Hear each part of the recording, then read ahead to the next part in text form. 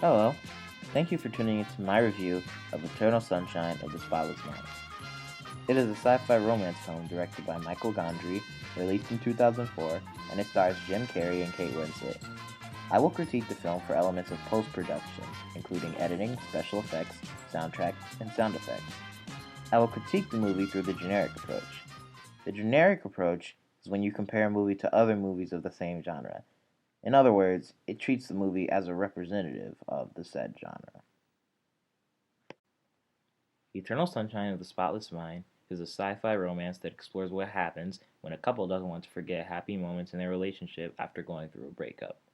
This is a classic example of science fiction because it explores an alternate reality where impossible things are made possible. A couple, Joel, played by Jim Carrey, and Clementine, played by Kate Winslet, get a procedure done so they don't remember each other after a painful breakup. This act of erasing memories is one that is not yet possible in our world, but is presented as a normal procedure in the world created by Michael Gondry. Movies with similar themes are Gattaca and The Adjustment Bureau. Both of these movies are about love stories with a sci-fi twist. In Gattaca, Uma Thurman falls in love with Vincent, not knowing that he altered his genetics. In The Adjustment Bureau, a couple falls in love, but the men of the Adjustment Bureau try to keep them apart. They have to go against the paths fate has for them to be together. Lastly, Eternal Sunshine of the Spotless Mind stars a couple that gets their memories wiped, but later in the story they find out what their previous memories were. The alternate realities presented in these movies are all similar. Another theme that specifically connects the three films is the antagonists. All of the antagonists are something that could not exist in reality. There couldn't be fate stopping you from being with the one you love, or memory erasing needing to be stopped. Lastly, all the characters had to go through some kind of journey or hardship for their love to work out in the end. Now, let's move on to the plot. In Eternal Sunshine of the Spotless Mind, a couple, Joel and Clementine, get a procedure done so they don't remember each other after a breakup that didn't go so well. First Clementine, Joel after. During the erasing process, Joel realizes he doesn't want to forget. He becomes self-aware while his memories are being erased. He informs Clementine, and together they start trying to escape or reverse the erasing. It is only through this erasing that they remember what made them so special in the first place. The funny part is, this all happened on Valentine's Day. I think the film editing was priceless. I personally enjoyed the scene where Joel and Clementine kept switching memories to get away from the erasing.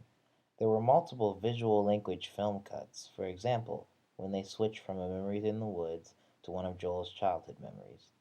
There were also some audio linkage cuts where the characters would be talking and then the scenery would change after. For example, at the end of one of the scenes, you can hear two characters talking and then the visuals switch to them. A lot of sci-fi films use audio linkage, like Gattaca and The Adjustment Bureau. If I recall correctly, these movies both have scenarios where the scene ends on a still or somewhat still image. The talking starts, then the next scene's visuals are displayed. The film cuts really made the plot and the point of the scenes clear and easy to understand. The music coexisted very nicely with the visuals. For example, the music at the end of the film really highlighted the happy but confused mood that the ending delivered. At the end of the film, they had received tapes with their previous memories on them. They listened, decided to give it another chance, or were running out in the snow together. You could really feel the confusion, but you could also feel that they accept what happened. The music was soft and slow. It put heavy emphasis on not only the climax, but the tone of the whole film. This is similar to romance movies like The Titanic, because they have a romantic and soft soundtrack, and the songs normally have meaningful lyrics. The sound effects were pretty impressive. There weren't too many, but in particular, I remember the scene where they kept asking Joel what each artifact brought to mind when erasing his memory.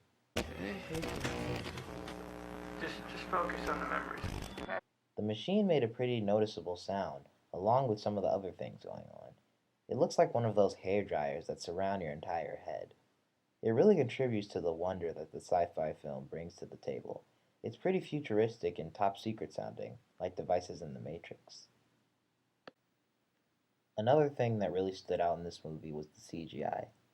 When Joel's memories started to fade and he became aware of it, things suddenly started disappearing and bodies stopped having faces. This is a very creepy and eerie use of CGI, and it really makes the scene realistic and engaging. It doesn't leave much to the imagination. A lot of movies in this same genre use a lot of CGI to add fantastical things to their movie that can't be created in reality. This is similar to movies like Star Wars, with all the spaceships and even R2D2 in some scenes. In conclusion, this movie really has something for everyone. If you love romance, you'll enjoy the quirky characters, and if you like sci fi, you'll definitely enjoy the story and special effects. Who knows? Maybe this will be the movie that pushes you to start to like a different genre. Not to mention, there's a believable plot and a lot of moments that leave you in awe. There's no way you should pass up seeing this movie. My personal rating is a 9 out of 10. You should check it out sometime. I'm Manny, and thanks for listening.